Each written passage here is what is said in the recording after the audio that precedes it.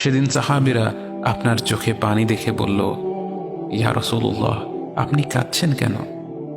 আপনি বললেন, আমার ভাইদের খুব দেখতে ইচ্ছে করছে। সাহাবীরা বললেন, আমরা কি আপনার ভাই নই ইয়া রাসূলুল্লাহ? আপনি বললেন, না, তোমরা আমার সাহাবী।